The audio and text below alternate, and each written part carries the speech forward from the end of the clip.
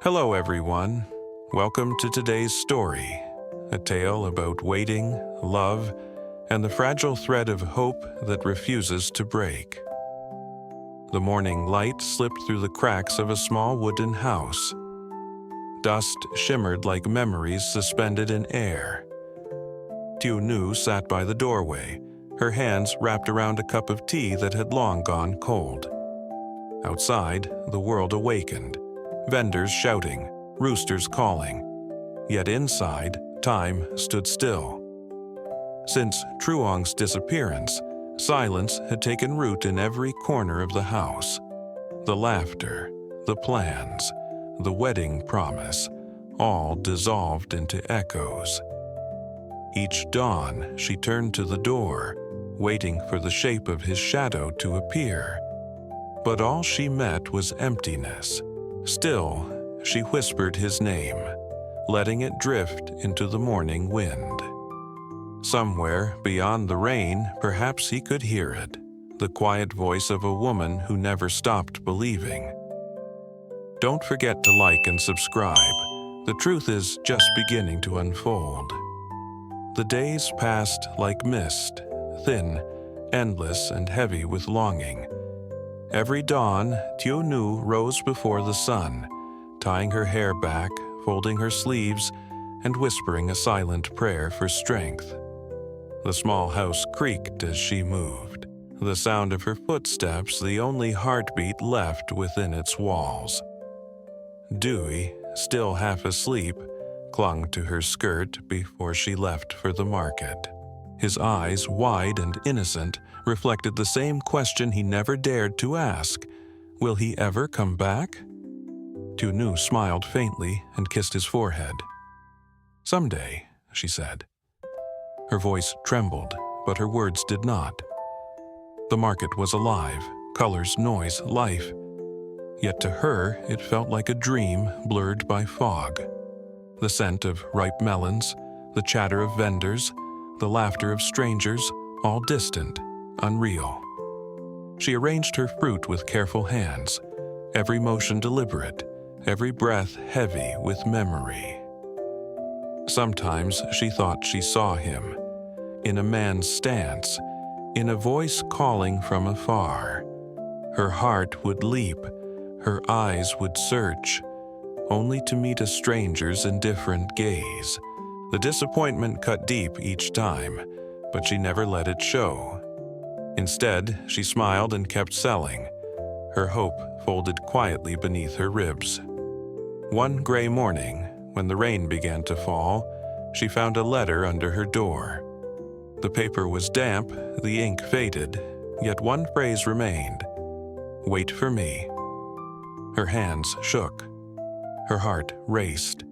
The handwriting, so familiar it hurt. Was it him, a cruel trick, or a sign from fate? That night, she couldn't sleep. The rain whispered against the roof like his voice calling from afar. She closed her eyes and whispered back, "I'm still here." Somewhere deep inside, something stirred. Not certainty, but a fragile flame. It flickered against the coldness that had long consumed her heart. For the first time in months, she allowed herself to believe. Maybe love could still find its way home. The rain didn't stop for days.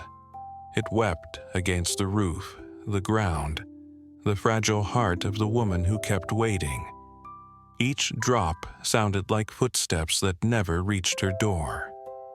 Tieu Nu clutched the letter close, reading those same blurred words over and over.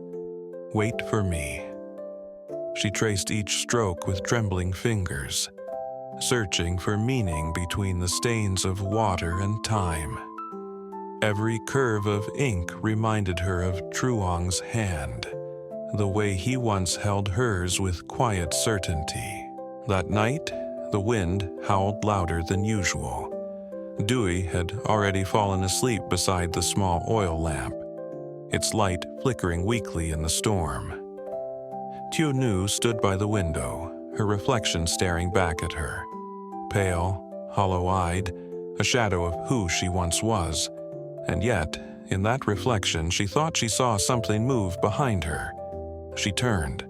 A shape stood by the door, soaked, silent, half consumed by darkness. Her breath caught. For a moment she could not move. "Truong?" she whispered. But the door swung open and the wind entered first. Cold, empty, carrying no one but the echo of her own voice. The silhouette was gone. Only the rain remained. She sank to her knees, the letter slipping from her hands. Was it her imagination, or had the world played a cruel trick again? Her tears mingled with the raindrops on the floor, her body shaking between grief and disbelief. Then she noticed something. The letter, the corner now torn open, revealed another line, hidden beneath the folds. "I'm near. Keep the light burning." Her heart raced, every beat a cry between hope and despair. The storm outside roared, lightning flashed, and for the briefest second, through the broken shutters, she thought she saw him. Truong, his face illuminated by the strike of lightning, eyes filled with something unspeakable, love, sorrow, distance. "Tieu Nu," the wind seemed to whisper. She reached toward the light, her hands trembling, her voice breaking through the noise. "I'm still here, come home." And at that moment, everything changed. The rain softened, the air stilled, and the oil lamp's flame steadied. But the door remained empty. Only the letter lay before her, glistening under the dim light, its words now blurred again, as if fate itself had chosen to remain silent. Still, she felt it. Somewhere beyond the storm, he was alive.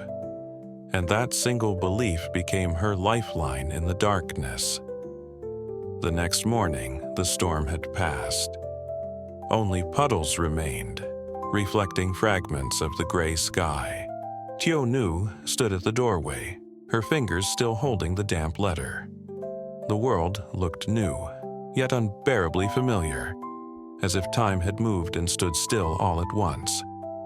Dewey ran into her arms, his small hands warm against her cold skin. "You didn't sleep again, did you?"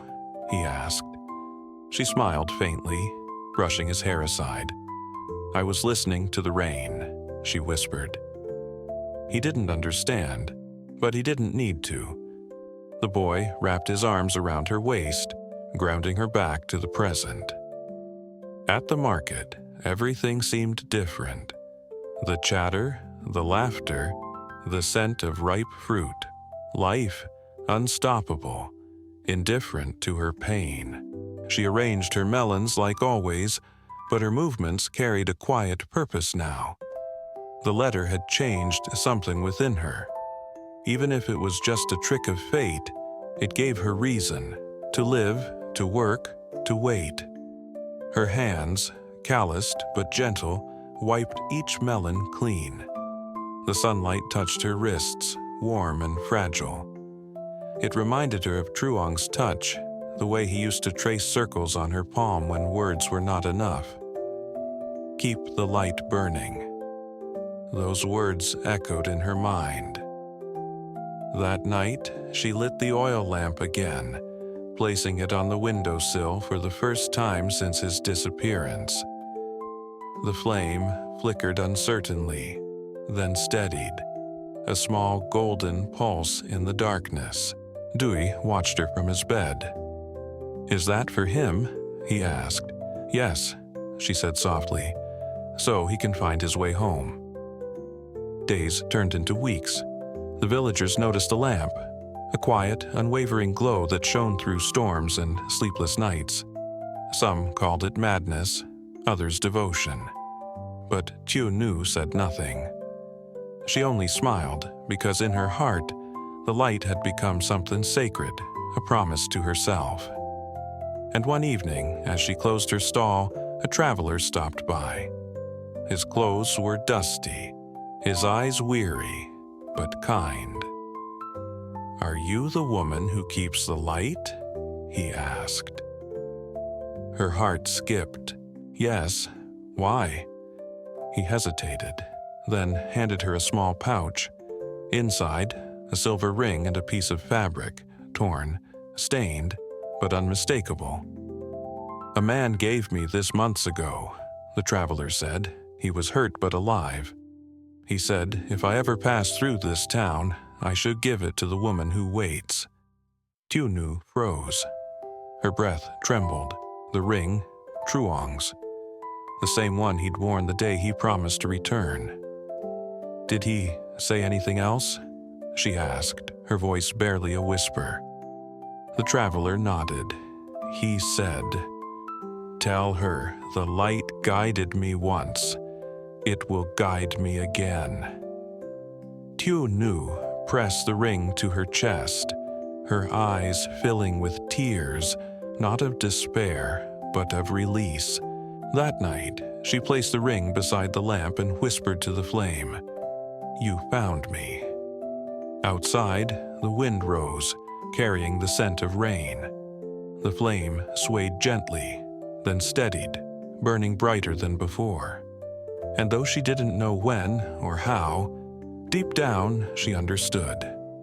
The wait wasn't over, but it had changed. It was no longer born of fear, but of faith.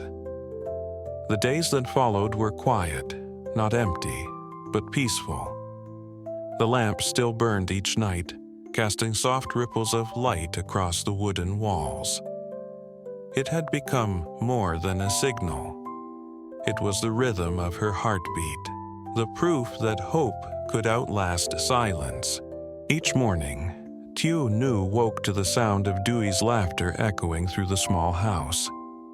The pain was still there, hidden beneath the layers of daily life, but it no longer consumed her. She had learned to breathe again, to smile without the sharp ache that once followed every sunrise. At the market, she sold her melons as usual. The world went on.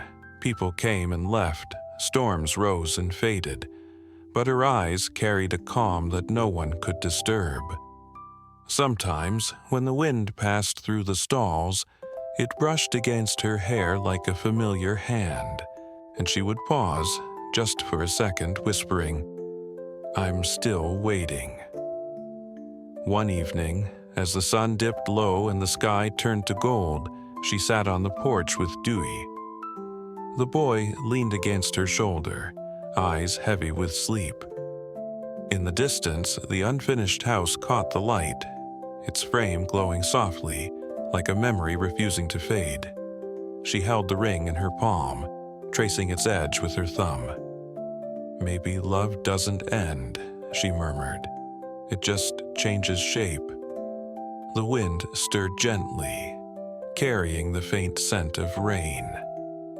Somewhere far away, a road led back to her, and perhaps one day he would walk it again. But until then, she would live. She would work, laugh, and dream beneath the same sky that held his name. The lamp flickered once, twice, then steadied, unwavering, eternal. And for the first time, the silence around her didn't feel like loss. It felt like peace. Sau khi Truong biến mất, tiểu nữ sống trong căn nhà nhỏ, ôm trọn nỗi nhớ về lời hứa chưa thành. Mỗi sáng cô nhìn vào cánh cửa, mong bóng dáng anh trở về. Cô vừa làm việc ở chợ, vừa nuôi bé Duy, giữ hy vọng mong manh. Một ngày mưa, cô nhận được lá thư nhòe nước với dòng chữ "Hãy đợi anh". Từ đó, ngọn đèn dầu trước luôn sáng, biểu tượng cho niềm tin không tắt. Và cho đến khi người lạ mang đến chiếc nhẫn, lời nhắc anh ấy để dẫn đường cho tôi. Từ nay hiểu tình yêu không mất đi, chỉ đổi hình thành ánh sáng, dìu cô đi qua những ngày chờ đợi.